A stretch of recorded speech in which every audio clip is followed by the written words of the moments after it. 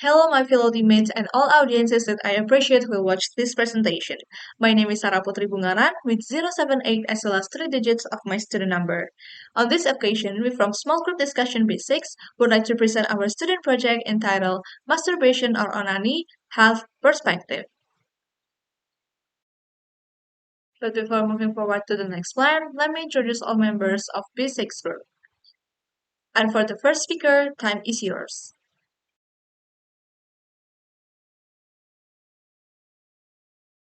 Hello, my name is Kanda Bintang Arstia Putri, Master Digital. My student number is 056 and I'll explain about the background of this paper. Masturbation is the stimulations or manipulations of one's genital organs, including the penis, clitoris, vulva, and breast, with the goals of achieving orgasm. Studies indicate that 90% of men and 50% of women have reported engaging in masturbations at some stage in their life. At first, DSM-1 classified masturbations to be a psychological issue, but then it officially excluded from DSM-2 as it was recognized as a highly prevalent behavior without any discernible negative effect.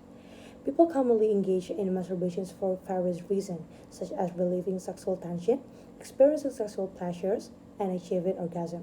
However, some individuals may develop compulsive excessive masturbation habits that can interfere with their daily lives and relationship and overall well-being. Lately, masturbation has faced societal stigma and has not received as much research attention as other sexual activities.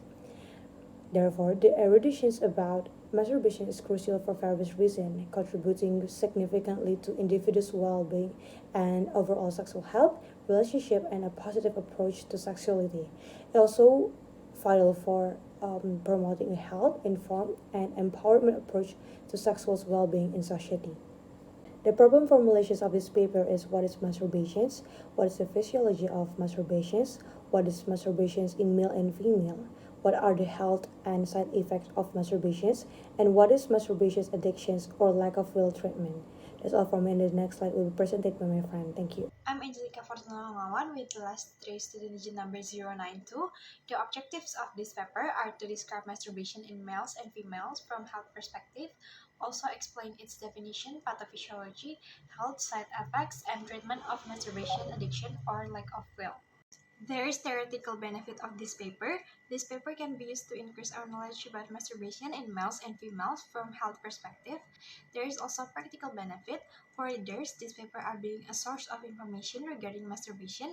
For writers, it is to increase the experience and knowledge in writing scientific works. And for academic institutions, it can be used as a reference to develop knowledge about masturbation.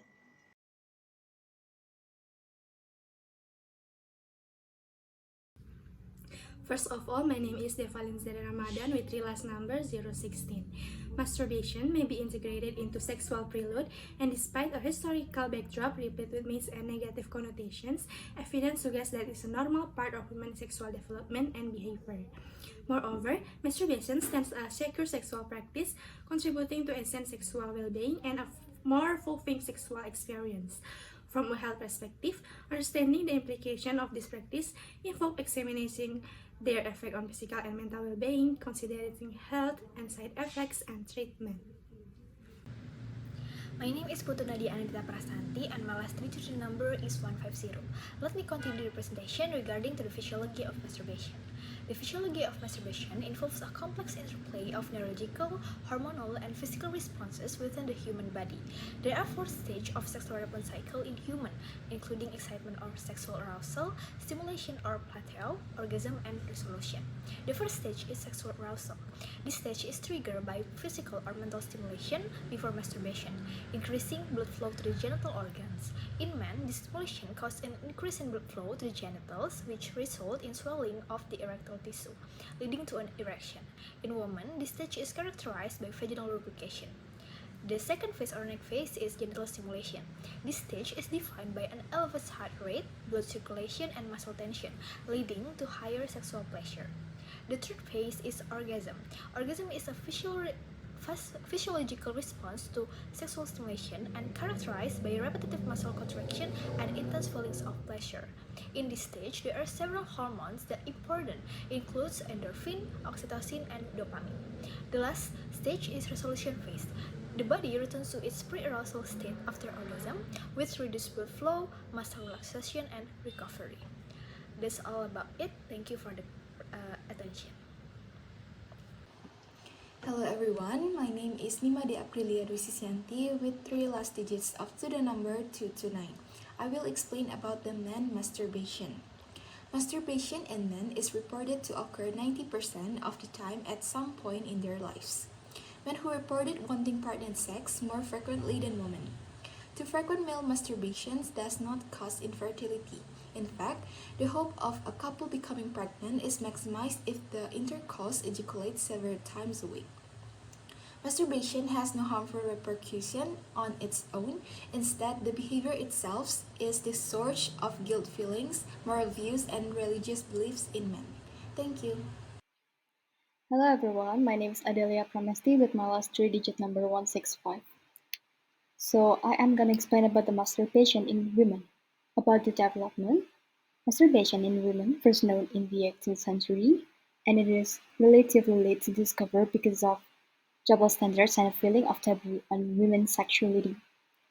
And next, during the Victorian era, women were not allowed to discuss their sexual comfort in public spaces, so women's sexuality was simply considered as non-existent and inappropriate to be discussed. Until the middle 20th century, Freud, Kinsey, and Reich launched a revolution that said sexuality was normal, so that social and religious morals should not repress it. But female sexuality was still considered negative and made the discussion taboo among women. Fortunately, today's Western media is trying to build a positive image regarding female masturbation in hope women will no longer feel embarrassed and internalize the negativity related to female masturbation.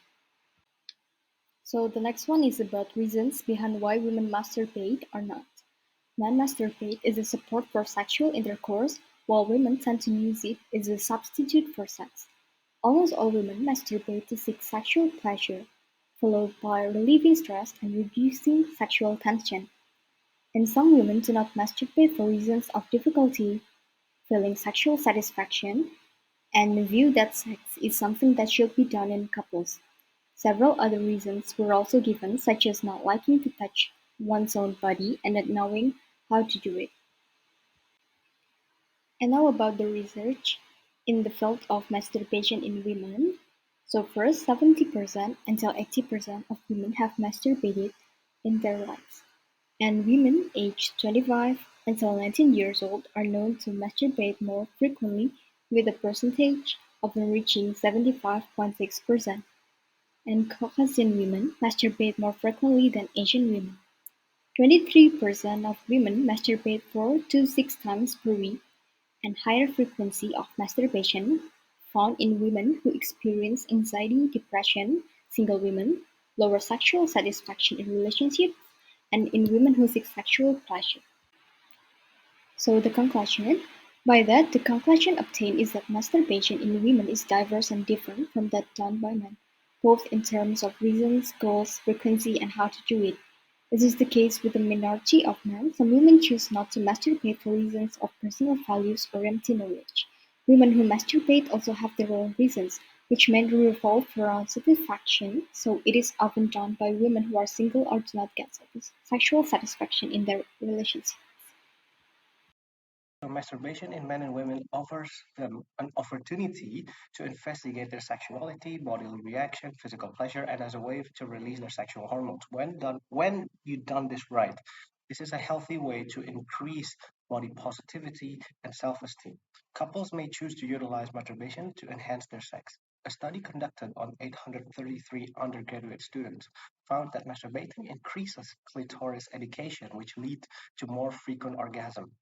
Masturbation is frequently utilized in sexual problem therapy and sex education. Despite being a therapy option at the end of World War II, masturbation was first included in DSM-1 and then deleted in DSM-2. Although it could be used as a therapy or sex education, masturbation may have an impact on free testosterone concentration, according to a randomized control trial. Some studies indicate cutting less on masturbating improves sperm quality, but the data is still conflicting and equivocal, since lifestyle choices also affect sexual health. Researchers have discovered a link between dangerous sexual behavior and masturbation, although it might be seen as a kind of sexual education. Other than that, loss of sexual desire, early ejaculation, and a detrimental effect on sexual satisfaction are all linked to masturbation. Analysis of 50 popular pornographic films showed that some of them did not depict verbal agreement to sexual activity in conjunction with the non-verbal consent that was also not readily obvious. A second poll of 140 heterosexual women in South Korea revealed a negative correlation between the frequency of condom usage during partner sex due to the belief that pornography is a trustworthy source of sexual information. So, exposure to pornography, especially from a young age, also shows males engaging in unprotected anal sex and condom free anal intercourse. And this increased the chance of HIV infection. Within the same individuals or couples, the prevalence of condom use for anal intercourse is generally lower than that reported for penile vaginal intercourse. This finding may be partially attributed to representations of condomless anal intercourse in sexually explicit media. Let me introduce myself. My name is Samantha Petrina Theobald with last three student numbers 108. So let me continue the presentation. So masturbation has variety of effect. When done right, masturbation could be used as sex education.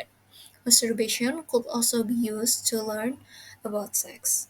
In other hand, masturbation could lead to dangerous behavior and addiction without proper consent. This means that we should be careful and more considerate in this matter. One way to diminish negative effect of masturbation is to give proper sex education. Greetings, Doctor. My name is Gabrielle from Rustafita with my last three digits in number being 118, and today I'll be presenting about masturbation addiction. The term addiction in this subject refers to a tendency to excessively and compulsively masturbate. It occurs when masturbations become a significant aspect of one's life, causing negative effects in their lives. However, according to DSM-5, hypersexuality disorder and thus masturbation addiction is omitted as direct diagnosis due to lack of studies and clinical evidence. In contrast, in ICD-11 does recognize this as a compulsive sexual behavior, and this recognition is based on scientific study which states that behavioral addiction is genuine as substance addiction. Hypersexuality can begin as excessive masturbation while watching porn, and this can develop as a coping mechanism. A person with masturbation addiction might realize that they would experience behaviors such as engaging in sexual behavior despite the adverse consequences and experiencing little to no satisfaction from doing so. That would be all from me. Thank you. Greetings, my name is Ines Geraldinchit with the last three-digit number 119, and I'm going to explain about the lack of will for treatment. So, studies have established a positive correlation between excessive masturbation and long-term adverse effects. People have started to seek medications for this, where in this case, regular exercises may replace masturbation as it is said to solve loneliness problem. However, despite its negative effects, recent reviews have opposed the recommendation for sexual abstinence. In addition to that, most news peculiarly highlight the beneficial outcomes of masturbation. So this lack of support for negative effects of excessive masturbation may be strongly related to the lack of will for addiction treatment. On the other hand, conservation attitudes and religiosity are positively correlated with abstinence motivation. Moreover, having the idea of how social anxiety could also arise from it could justify the consideration to change the behavior. Greetings, my name is Ariana Bilamitri Anjasrini with the three last digits of student ID number 188. So the conclusions of this paper is that masturbation is the self-stimulations of one's own genital for sexual pleasure. While it is a natural and common behavior, some cultures and religions stigmatize it. In society itself, how lack of knowledge and negative views can cause guilt and shame. The physiological process that occur during masturbation describe the four stages of the sexual response cycle, which is excitement, stimulation, orgasm, and resolution. Masturbation is also discussed as a normal part of sexual development and health for men. Frequent masturbation does not cause infertility and may increase the chance of pregnancy within a relationship. On the other hand, female sexuality and masturbation were long seen as a taboo due to the double standards, but the view has become more positive over time. The reasons for masturbation include relieving stress and sexual tension. Motivations and technique are different between gender. While men may do it to support intercourse, women may use it as a substitute for sex. Body image and relationship satisfaction also influence rates of masturbation. Masturbations can have both positive and negative effects depending on how it is done. When done right, in moderation, it can aid in sex education, increase self esteem, and body positivity. However, excessive masturbation can potentially lead to an addiction and influence in risky sexual behavior. Moreover, masturbation's addiction as a behavioral addiction have the potential to a negative effects on health and controversies around considering it is a diagnosis. While some studies have found correlations between excessive masturbations and issues like reduced sperm quality or sexual anxiety, the scientific community does not fully agree on classifying it on an addiction or disorder. Masturbation addiction refers to compulsively masturbating to the point where it significantly impacts on one's life in a negative way. However, in DSM-5 does not include it as an unofficial diagnosis due to lack research evidence, while in the ICD-2 recognize it as a compulsive sexual behavior. Excessive masturbation can potentially develop from watching pornography frequently and being used as an unconscious coping mechanism. That's all from us about our presentation. We would like to apologize if there's any mistake. Thank you for your attention.